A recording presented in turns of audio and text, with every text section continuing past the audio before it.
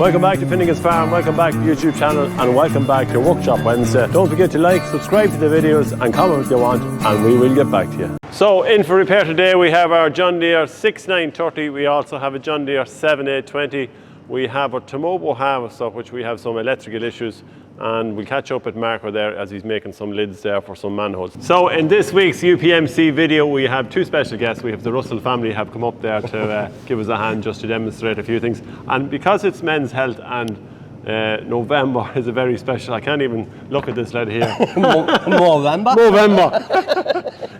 Marcus decided to grow a tash here just for Movember there, just for Men's Health. So yeah, I think it's going well there, Marcus, isn't it? It's going well on them there. So.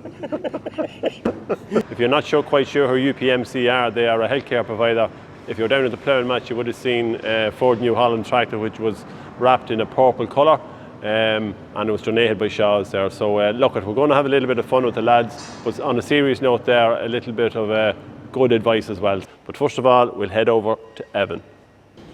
It's that time of year when we have our tractors in the field. Well, not that they're doing too much this weather, but there's no point in going to the field without a weight. Now, the other 7820 had the full set of weights in it, and we want to do the same with this. We're actually thinking of putting the big heavy weight, wasn't it? Yeah, the big one. The problem with the big one was the lights.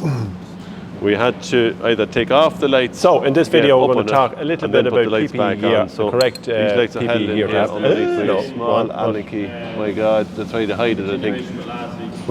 Which I wouldn't say would come off very, very easy. I think Carl did try to take them off, so we abandoned that. Now leaf weights are still very handy. Probably not a lot of people use them anymore. They're generally on these big weight blocks or with toolbox and stuff like that. But just for this tractor, we're going to put a set of leaf weights on it. Now, a few different things you just kind of have to check when you're putting leaf weights on it. Number one is the pin that gets dropped down in between the weight or the weight carrier. Function that pin is that it sits into this slot on the leaf weight. So we see here it fits into that slot perfectly. Then you obviously match it the other side then and sandwich the two of them together, and that will give you, at least it's straight on it then. And then you have to match them in, because there is notches on the leaf weights to take in the next one. So you have a notch and a notch, so you kind of just have to sandwich them together and put them in order. But don't bother to do that. So no, good and strong this lad here, plays a bit of hurl and that, so he should be well able to lift them weights there. No need for any no need for forklifts, no need for gyms. That's it. He'll just get stuck in and get them on it. So we drop the pin down like so. There is two holes always in those pins. You can pick any of them, I think. It won't make any difference. Put the R clip in, and then we can slide our leaf weights in from the side. Then when you have them leaf weights in, depending on how many we want in it, I'm actually going to put a full set on this Evan, aren't we? Yeah, because we had it in the field and it needs a full set on it. That's probably the disadvantage of the leaf weights, is that you just can't take them on and off in a hurry like you can with the big weight. But they're going to be left in that tractor. And once we have the weights on, bit of threaded bar then, Marco was giving me this. This is what he used, a bit of threaded bar, 20mm threaded bar, just two nuts on the end of it, and pull it through and tighten them all up. So that should clamp it and keep it all together. So away with you now, you can get working on that. Yep.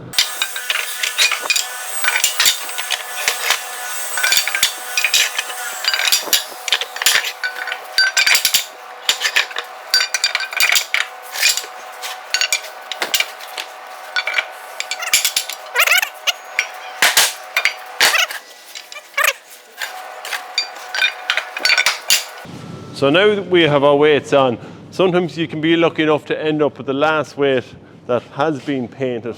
As you can see, this one ain't too bad, where all the inside ones have rusted because obviously they've been together. But anyway, if we don't, what we generally do is we will just clean the outside of them and just give it that little bit of paint. It just finishes it off rather than having a dirty, rusty look. So I think I get lucky. You weren't so lucky your side, were you? No.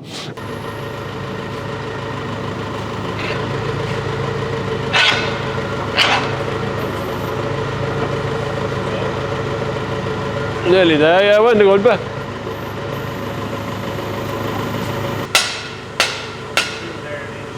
Right, I just want enough to get nothing a bit. Well, we'll call it here, I did the same this side.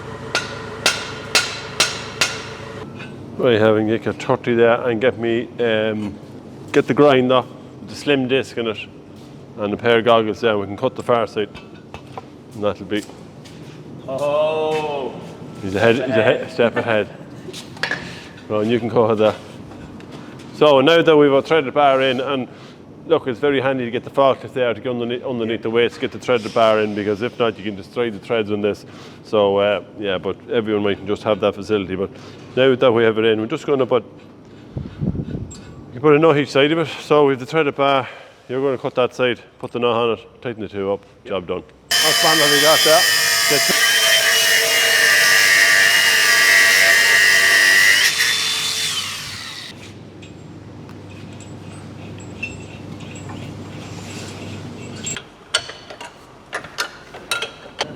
Yeah, I'm happy enough. Are you happy enough that side?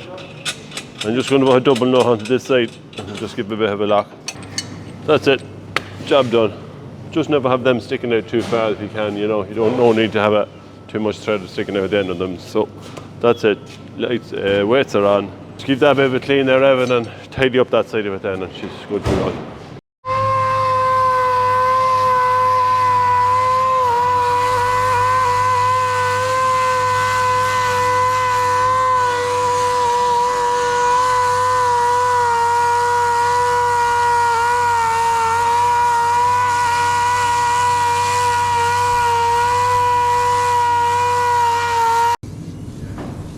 Give it a shake again.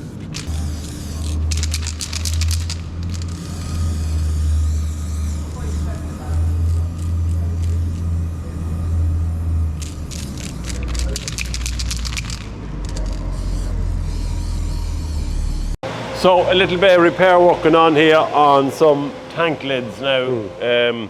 We have concrete lids on them, but sometimes we need to be able to open and close them. The tank lids or the concrete lids can be it's too heavy and when covered with oil, you know, slippy. Oh. So these tanks are the kind of grease tanks that we have on our wash bay. So all our wash bay detergents that go into these tanks, and sometimes we have to just check them out, and there is filter systems in them. Now we've come up with putting some of these lids on them. Marcus got an old sheet of checkered plate here, and we're going to convert it and make it nice and clean and shiny. And so what we've done is we have put 3 hinges on the back of it.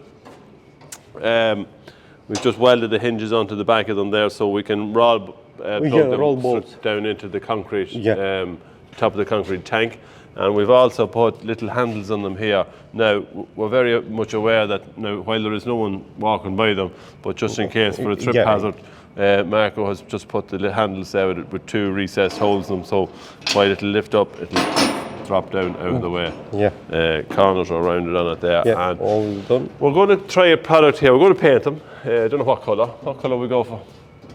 Red. Red, yeah. So we're going to paint them with red. We're going to get a product there which I've seen.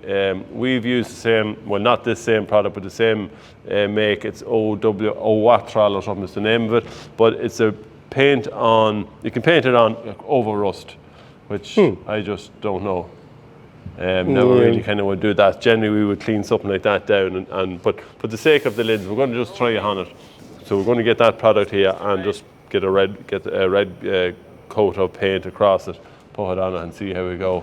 And so we can monitor then as we go along. So that's really it, Marco. Anything else going on in the workshop? Bit of welding and on stainless steel welding, I see inside. Yeah, David was at that. We'll show you about that as he goes along. And yeah, we'll look at. We'll let you get working on those. Yeah. Okay. 9:30 in for a spot of. Well, it came in because one of the lights was on the PTO, which you did solve it, didn't you? Yeah, it was in neutral. It was in neutral. It's electronic selection on this panel here. Yeah. It was in neutral. So again, I figured it out eventually. So we had, with the command center here, we had this unit sent off because it was all fuzzy on the screen. We had it in one of the previous workshop videos, and we sent this off. I think they went to France as an exchange, or I don't know, they fixed it anyway and they came back. Now, our problem we have now is that we have a problem with the scroller because we cannot select any of these functions here. This should, as we scroll down, this should kind of work its way around, which means we can't turn on the lights. Well, we have some lights, haven't we? Yeah, we have the back cab roof. But but we the belt or waistline on it. So when I go into the menu here and I press the menu, we're in B here. See the way it's flashing on red on A. When I move the scroller that should move it down to select the different light options we have with the lights. Now, it doesn't let me do that. So I'd say we have an issue possibly with the scroller, because I suppose you are moving them that much over time. They are going to probably give a bit of hassle. As I said, we've the Screen is crystal clear. screen is perfect, yeah. So we need to get that sorted. So we'll have to investigate further. Right, Mick, what we are here, I see 2 batteries charged. You must be on a bit of a mission, are you? Yeah, the 4.0 Tumoba, we were having problems with the alternator. We put a new alternator on, it's still not charging. Yeah. Now, it's electronically controlled, I think, from the ECU, and my suspect is heading that way. Yeah, so we are waiting on John Mathis there coming up from Mead Farm Machinery. He is the Guru. on the John Deere. It's the John Deere engine that's in the Tumoba harvester, and we reckon we maybe have a diode that's gone, creating a resistance. I don't know, I'm not just quite sure on it, but he's going to come up here. So we had problems with the batteries. We initially thought we might have battery problem, so just went and I bought 2 batteries for it to put them into it in case it was, maybe Which not didn't letting. cure the problem. Yeah, which didn't cure the problem, but it means now that we have these 2. Now this is a very handy tool that Mick has here for, you could have this in tips and tricks, Mick, couldn't you? Yeah, but it's for just checking a charged battery. It's a test I like. So how does it work? I don't know, it's doing something funny now. Huh? It's doing something funny now. We cancel again. It's like me is not awake yet. Yeah, it's a bit heavy. Aye, Man. So it's right, telling it's go on. high, so what that is, try another battery there, we see. We praising it here and all of a sudden now it's, Basically on this, you go to, it's a battery, yeah. SAE battery. And it's Yeah, so it'll give you a type of battery. This is a telltale. battery, yeah. 1,000 cold cranking amps, CCA. And once you hit that, you go, and it tests, and it's reading 960, which is not too bad. It should be what, 1,000, should it? 1,000, yeah. Now that one was on the electronic charger, which Yeah. would switch off, whereas this one was on this one, which will always give a trickle. Right, okay, well, we'll just go back to this one here to see, is this battery? Probably go high again. No, Right, there we you have go. a figure now. It's Right, reading okay. 13. Well, that fault is really irrelevant because there's no load in it. Yeah.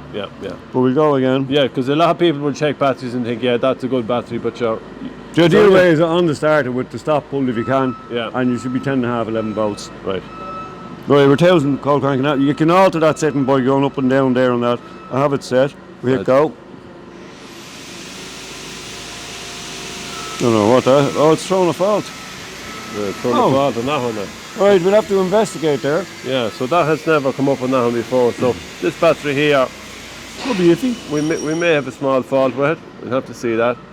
But in the meantime, we're going to wait and we're going to head over to the harvester with the diode, put it in the alternator and see does that make any difference. Now it's reading okay. It's reading okay, so I don't know, Mick, there. Computer mornings. Must be early morning, that's it. Yeah. So yeah, we keep it posted. Johnny has just arrived from Mead Farm Machinery. We have batteries on board, we have alternator on board, we've Mick on board, we've the diode on board. So we're going to head to the sprout field here now to see can we sort this problem out. It's gone. You're going with me. Okay, we have our 2 batteries back from our Tumoba harvester, which was out in the Again. field. Again, now Mick is a little happier now than he was earlier because Thanks, Johnny. we went over and with John Mathis, thanks Johnny, came over down from Mead Farm Machinery and the 2 lads went over to see could they find the problem. Now, sometimes it was a small problem, but finding the problem is the big part of it, as we all know. And we were getting no success with it at all. The guys had gone through everything from the ECU to see was the power. Was it controlled? Was it Was it the ECU alternator control or dash control or what? Yeah. So in further conversation, Mick reckons he probably fluked it a bit in that he was up on the dash and he had the ignition switch in the... I was fluting around at the ignition and checking power supplies, and Johnny got power when I had that off on the signal wire to the alternator. And we said, oh, hold on now. Yeah. There's something here. So it's actually controlled by the ignition switch. Yes, it's a standard warning light, the whole works on it. So when we change this is the problem. So the problem we had was actually on the ignition switch. Itself, yeah, which was we changed about 2 years ago. I think we were give up. Yeah. We'd one from a Caterpillar Lounge over, a new one that was got for the old one that wasn't used. Yeah. We put it on this. That's your permanent live there from your battery. And when you turn your ignition on, 15 there should come live. and then 50 is your start. They're all DIN codes, right? This one has an accessory and we'll ignore that. But on the one we were at, it had two 15 terminals. And when I went to off, this one was coming live and our ignition was off on this one. But when I turned it on, this one was coming live, which it should, but this was going off. And that was going up to the signal wire on the alternator to energize the magnetic field. Right. So what I did was I took that, the wire that was on that terminal off, put it onto this one, joined the two together, and perfect. So you were happier then, Mick, were you? It was a long, how long were we there?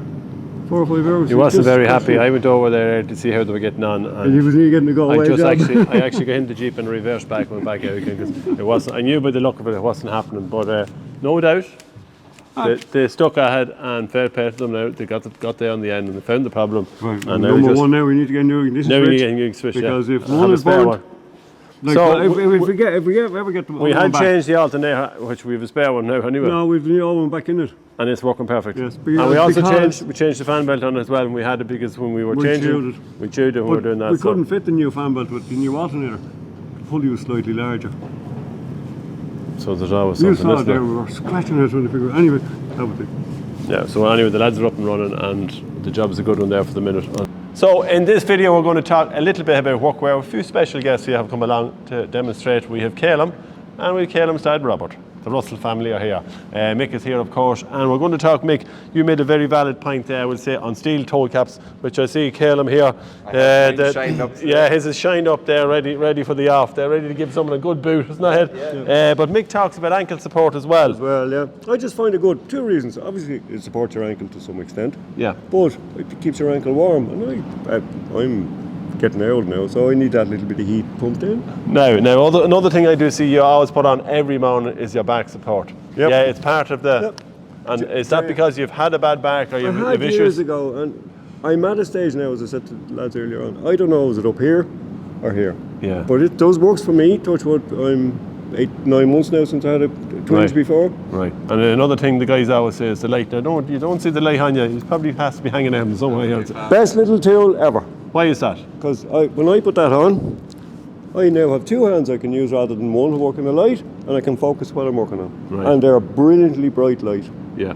So that's a very valid point. With glasses, you need that. Yeah, that's okay. Now, Kaylem, we're going to get you. Actually, no, we're going to get Robert here to do a bit of lifting here. The correct way on how to lift things off the floor. Yeah. Do you suffer from anything? Do I? Well, I'm at that stage of life, Paul, but the minds are certainly heading up. So yeah, I might wake up in the morning and do this thing. Bit of a stretches. Well, you can see now you have to do more stretches. We have to be doing more stretches from now on. Yeah. But lifting it like maybe a battery. That's something very simple that most guys think they're going to be big and strong and they'll lift it clean. No and prize, they will. no prize being a hero. No. So you'll be doing it many times, but one day there'll be a bang, and then you are history. As if we want to lift the battery, let's say, off the ground, first rule is assess the task at hand. So what we want to do is we want to go over, just have a look and just see weight-wise just how it's feeling. If it feels like it won't be too much for you, what we'll do is nice good posture like we'll be taught in any manual handling course, squatting down and basically just keep the load close to the body, using the hands and the knees and pushing up through the hips, keeping it nice and close to the body, okay, if you were to lift it yourself. Okay, and again, opposite way down, nice and keeping it nice and slow to the back, like you're squatting down with it and letting it down nice and slowly. Okay. That does make a good difference. It's better. Very good. So the bigger battery, twice the size of this other one. Absolutely. So we need first assess the load, assess the task at hand. Ideally, we know that this is too big for one person. Yeah. Okay. So ideally, we need help. Yeah. Okay. 2 handles on us. Yeah. 2 handles. Same technique as the first one. Keeping it nice and close to the body. Squatting down with it. Using the hips. Using the knees. Exactly. Yeah. Brilliant. And down again. Nice and close to the body. Perfect. Mighty Robert. When we talk about sore knees and bad knees, why do we get bad knees? We see an awful lot of tradesmen, farmers, lads that are used to being on their knees quite a bit, can be very irritable. Get things like bursitis, things like that, tendon issues, very aggravating being on the knees all day. So the handy thing, I see Marco has his knee pads. You find these great, don't you? Yeah, them is very good. For me, good. Yeah. And then you can also get the trousers then with, we can put the ones, you have this one here has inserts on them where you can put them in. Yeah. And it's great for playing with their tractors, isn't it? Oh yeah, this lovely. If you just kneel like this. Come in every morning here, Yeah. swing around the digger there. Yeah, this will do good. Just go like Jumbie. Jumbie, yeah. Be careful. Oh, Be careful. Now, so Kaylem, one thing I see an awful lot in clinic is repetitive overuse injuries. Lads that are quite used to doing the same thing, going down, bending down, picking up heavy things, coming back up and twisting and turning. So this bench caught my eye. This makes things an awful lot easier, I'd say, around the place. Yeah, so for here, when you're going to be working on all sorts of stuff at different heights and whatnot, you're not always standing up in a perfect position. And this, we can load up whatever tools, and you can have it at whatever height we want. And even we can put heavier stuff on and lift it up to a more manageable height just to lift it. And when you have tools like this on the ground the whole time, you're constantly bending over to turn around and working whatever you're using. Whereas I think with this, it suits a bit better because you're just standing up the whole time and you can Absolutely. whatever height you need. Definitely. And one thing I see an awful lot in the dairy farm population with the clusters, putting on the clusters with the same hand over and over again. So what I often suggest to lads is try spreading up the load and going off the other hand, just to spread it and practicing turning each side. Yeah. So it's very nice you can bring the trolley over to maybe the other side as well. I suppose that's useful. Absolutely. You can switch it the other way. I can go this way instead of this way. Exactly. And walk out the finest, I think. Getting the range on both sides. Let's give that a go now the next time I get a chance. So Kaylem, as we stand here in a the busy workshop, can you get stressed out? So how would you be stressed out and you stand on a stress mat? It's the finest of a job, so it is. Do you use it much? I try and use it whenever I can. So if you're working on a particular job, standing in one particular spot, repetitive the whole time, just makes life that bit nicer and easier on the knees and the feet and everything. Because you could be here for, well, my own case, 12, 14, 16 hours a day, standing. It is hard on the feet, like so. And would you feel the difference now between the stress mat and just standing on the concrete floor? You would actually, and even with the coldness of the concrete during the winter, it makes a serious difference. If you're standing in the same spot, or even if you are in the likes of milk and powder, the same. Absolutely. You could have the likes of that. If you're in the one spot for an hour or more, it would make a big difference. So I'm a fan of my stress mat. I know it. And I know from seeing dairy farmers as well inside in the clinic, quite a few of them tell us that once they get their warm mats into the milking parlour, they can't go back. I'm not surprised because I'm alright. I'm okay standing here for the rest of the day. So I'm now. Yeah. Remember, always look after yourself first. There you go, Mick. There's a hot top for you. Thank you. Yeah, we need it today. It's cool. So that's it for this week's Workshop Wednesday. Don't forget to like and subscribe to the videos, guys, there, yeah, and you will get a notification when they come in. So from everyone here at Finnegan's Farm, we'll talk to you all next Wednesday.